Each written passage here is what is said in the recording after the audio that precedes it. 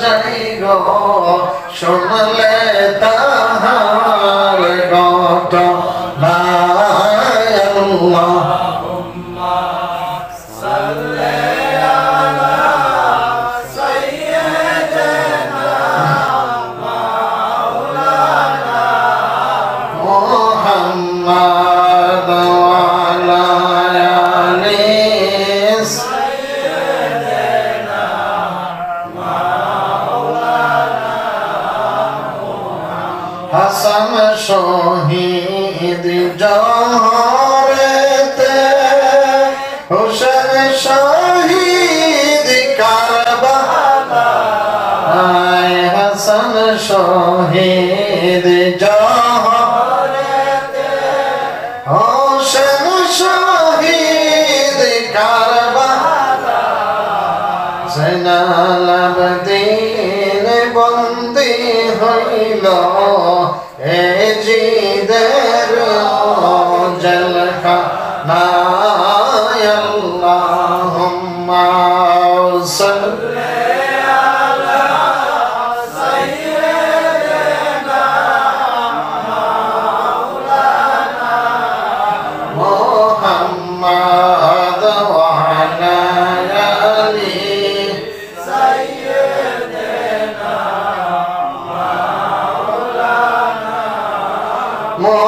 মুহাম্মাদ লা ইলাহা ইল্লাল্লাহ লা ইলাহা ইল্লাল্লাহ লা ইলাহা ইল্লাল্লাহ লা ইলাহা ইল্লাল্লাহ লা ইলাহা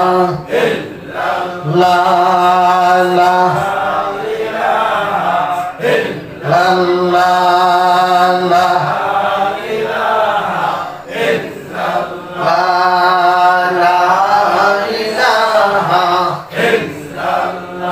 मौला की खेला তুমি খেলাইলা বাজলো ডঙ্কা কারবালা বলেন কি খেলা মৌলা খেলাইলা বাজলো ডঙ্কা কারবালা ইমাম হোসেন শহীদ হইল ইমাম হোসেন শহীদ হইল পানি পানি করিয়া লা ইলাহা ইল্লাল্লাহ লা ইলাহা ইল্লাল্লাহ লা ইলাহা ইল্লাল্লাহ লা ইলাহা ইল্লাল্লাহ মৌলা কি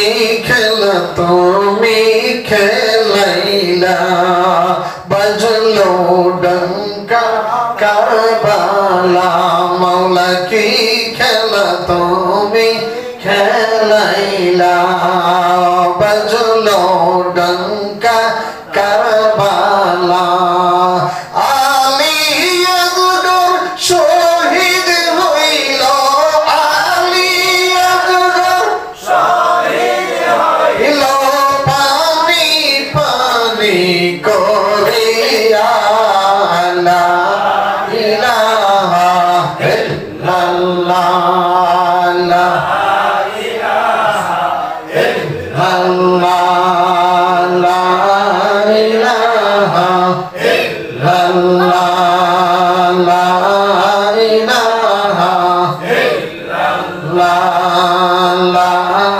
ইলাহা ইল্লাল্লাহ লা ইলাহা ইল্লাল্লাহ মুহাম্মাদুর রাসূলুল্লাহ সাল্লাল্লাহু আলাইহি সাল্লাম প্রত্যেকে কলবের দিকে নিয়ত করেন আমি আমার কলবের দিকে মুতাওয়াজ্জিহ আছি আমার কলব আমার পীর মুর্শিদের দিকে মুতাওয়াজ্জিহ আছে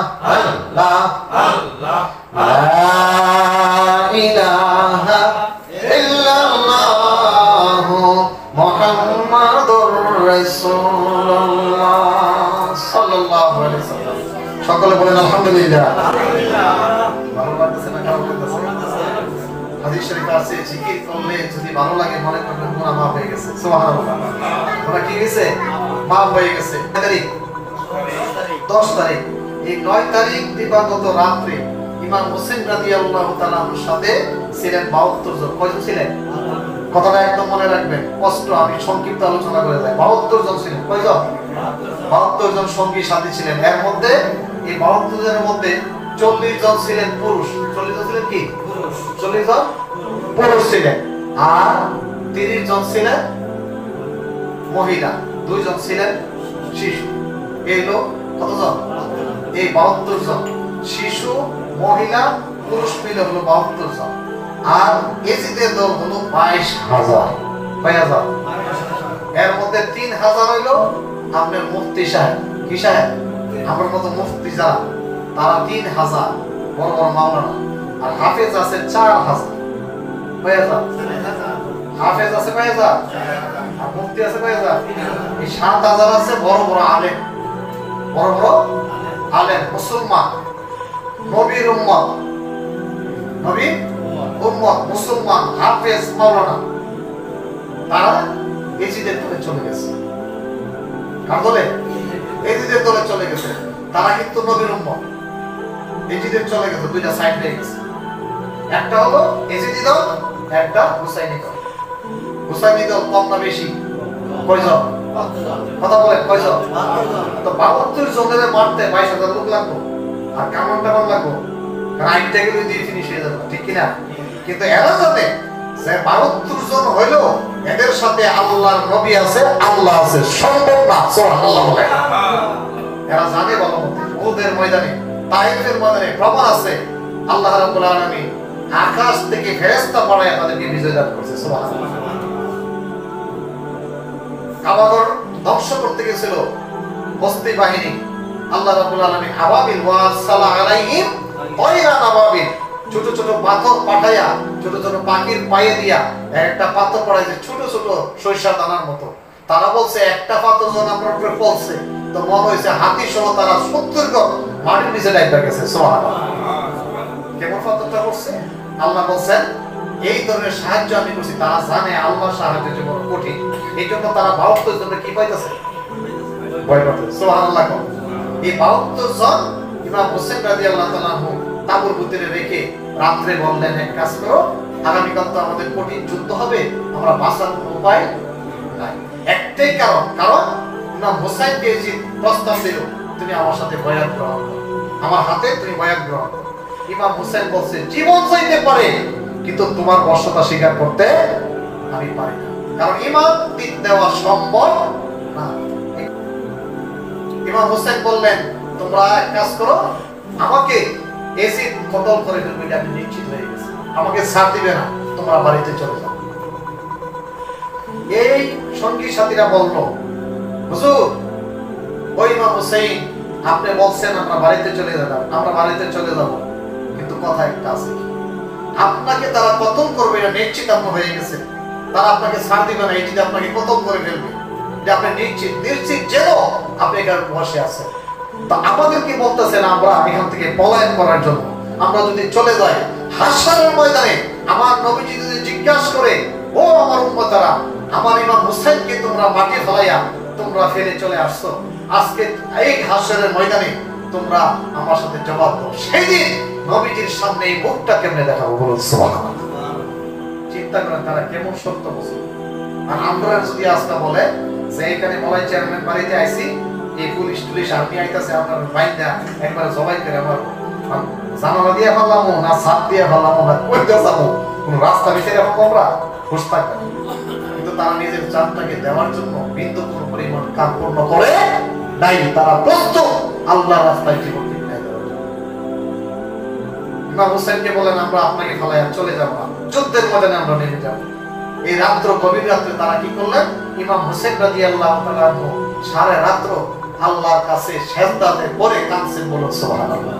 অর্থাৎ সারা রাত নামাজ পড়ছেন, তাহাজ্জুদের নামাজ পড়ছেন, দিনের বেলা রোজা রাখছেন। সুবহানাল্লাহ। এই কাজটা আমার দরকার আছে না নাই? আমার দরকার আছে নি? আমি এটা আপনাদেরকে শেখানোর জন্য বলি।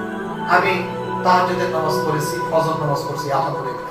রোজা রাখছি সারাদিন, মাগরিবের নামাজ পড়ছি, আওয়ামের নামাজ পড়ছি, এশারের নামাজ পড়ে আপনাদের সাথে বসলাম, আলহামদুলিল্লাহ। এই কাজটা আমাদের দরকার আছে না নাই?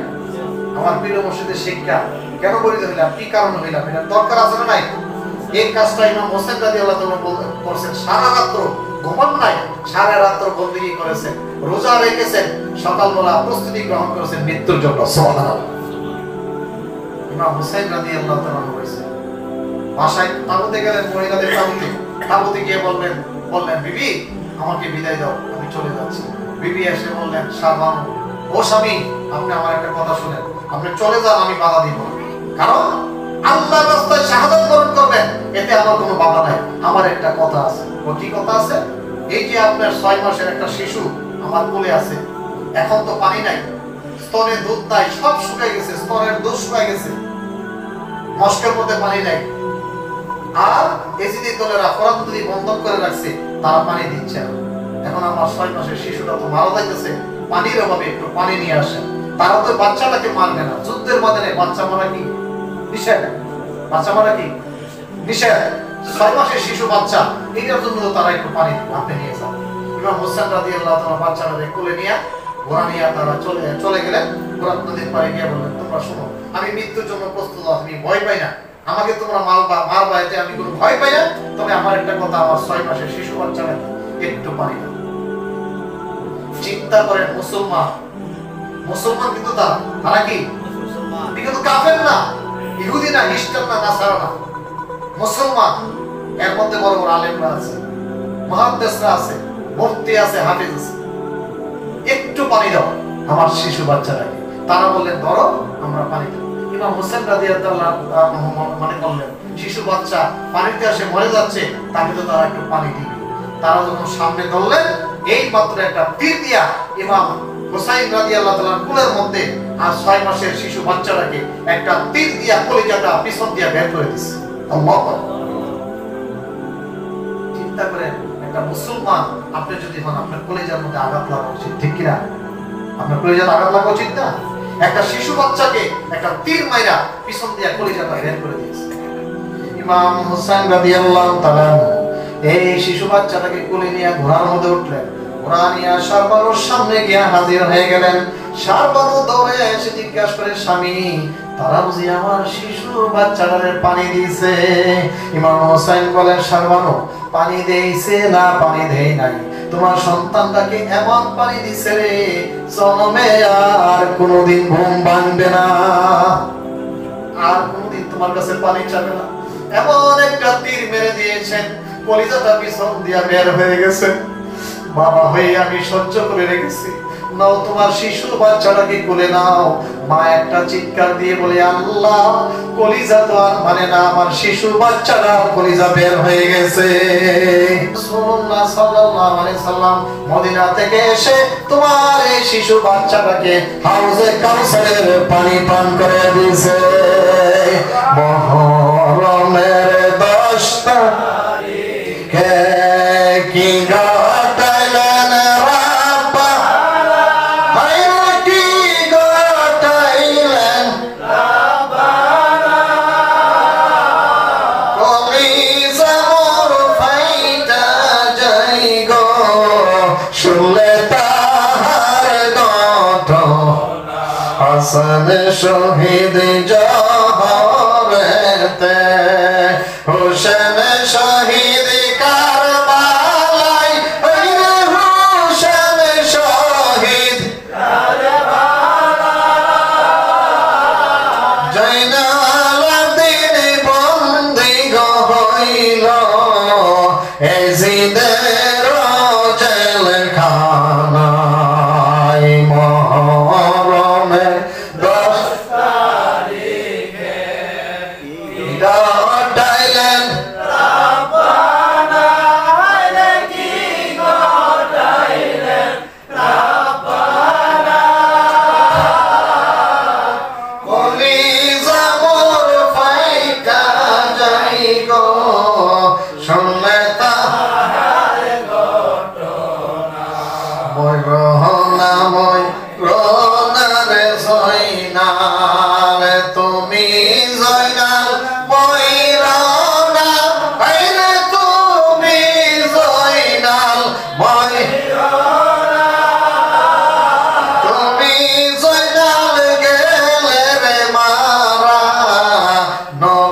ধ্বংস থাকবে না। মহরমের 10 তারিখে কি ঘটাইলেন রাব্বানা, কি ঘটাইলেন রাব্বানা। কলিজা মোর ফাইটা যায় রে শুনলে তাহার ঘটনা। দুধের শিশু আলিয়ার ঘর, দুধের শিশু আলিয়ার ঘর। একটু পানি পাইল না, একটু পানি পাইল না। পানি পানি করে রে আজগর, শহীদ হইল কারবালায়। মহরমের 10 তারিখে কি ঘটাইলেন রাব্বানা, কি ঘটাইলেন রাব্বানা। কলিজা মোর ফাইটা যায় গো শুনলে তাহার ঘটনা। আল্লাহ বলে ও জিবরাইল বাতাস করো ফাতেমার গায়ে, হইরে বাতাস করো ফাতেমার গায়ে। পুত্র সুগে জ্বলছে রে আগুন, বাতাসে কি প্রাণ জোড়ায়। মহরমের 10 তারিখে কি ঘটাইলেন রাব্বানা, কি ঘটাইলেন রাব্বানা। কলিজা মোর ফাইটা যায় গো শুনলে তাহার ঘটনা। আসমান কান্দে জমিন কান্দে, আসমান কান্দে জমিন কান্দে। কান্দে দরিয়ার পানি, হইরে কান্দে দরিয়ার পানি। বেহেশত লুটাইয়া রে কান্দে ফাতেমায় জননী। মহরমের 10 তারিখে কি ঘটাইলেন রাব্বানা, কি ঘটাইলেন রাব্বানা। কলিজা মোর ফাইটা যায় গো শুনলে তাহার ঘটনা। যাওরে হে দুলদুল কয়রে খবর, আমার মাইজে নবুর কান্দে না, হইরে মাইজে নবুর কান্দে না। তোমার হুশের যাই গরনে, কারবালাতে পানি নাই। মহরমের 10 তারিখে কি ঘটাইলেন রাব্বানা, কি ঘটাইলেন রাব্বানা। কলিজা মোর ফাইটা যায় গো শুনলে তাহার ঘটনা। সবাই বলে আল্লাহু আকবার। কলিজা আঘাত লাগেনি, আঘাত লাগেনি। হাসরের ময়দানে খোদা কসম করে হাসরের ময়দানে একটু যদি মায়া লাগে, দয়া লাগে, এটার মহব্বতে আল্লাহ জান্নাতের ফয়সালা করবেন। মুসলমান হইয়া নবীর কলিজার টুকরা ইমাম হুসাইনকে জবাই করে জাহান্নামী হয়ে গেছে। এইজন্য হাশরের ময়দানে দুইটা দল থাকবে, একটা দলের নাম হলো এজিদি মুসলমান, আর একটা দলের নাম হলো হুসাইনি মুসলমান। হুসাইনি দলের মুসলমানের সংখ্যা হবে কম, এজিদি দলের সংখ্যা হবে বেশি। এবার বলেন আপনারা এজিদি মুসলমান না হুসাইনি মুসলমান? আমরা কি মুসলমান? আল্লাহ যেন ইমাম হুসাইনের সাথে আমাদেরকে কবুল মঞ্জুর করে। আল্লাহ, আমরা তো কারবালার ময়দানে যাইতে পারি নাই, যাওয়ার সম্ভাবনা তোমার কাছে আবদার জানাই, আজকের এই দিনটাকে উসিলা করে ইমাম হুসাইনকে স্মরণ করেছি। এই মনের মধ্যে কষ্ট লেগেছে, এটাকে উসিলা করে কিয়ামতের ময়দানে তুমি আমাদেরকে maaf করে দিও। আল্লাহ পারে কি পারে না? নামাজ কবুল হইতে পারে, রোজা কবুল হইতে পারে, আমি নামাজ পড়ছি সারাদিন কবুল হইতে পারে, না হইতে পারে, কিন্তু প্রেমটা যেটা, এটা আল্লাহ রাব্বুল আলামিন বলে এটা বাদ যাবে না। এই প্রেমের কারণে খ্রিস্টান মুসলমান হয়ে জান্নাতে গেল, আর তারা মুসলমান হয়ে জান্নাতে। এখন সারা পৃথিবীর মুসলমানের হৃদয়ে ইমাম হুসাইনের নাম আছে না ইয়াজিদের নাম আছে? সুবহানাল্লাহ। প্রত্যেকের কলবে কলবে কার নাম আছে? ইমাম হুসাইনের নাম আছে। আমরা খুতবাতে যে পড়ি শুক্রবারে, আমরা খুতবাতে ইমাম সাহেব সব ইমাম সাহেব পড়ে জাদ্দিল হাসান ওয়াল হুসাইন সাইয়্যিদ শাবাবে আহলে জান্নাহ। সুবহানাল্লাহ।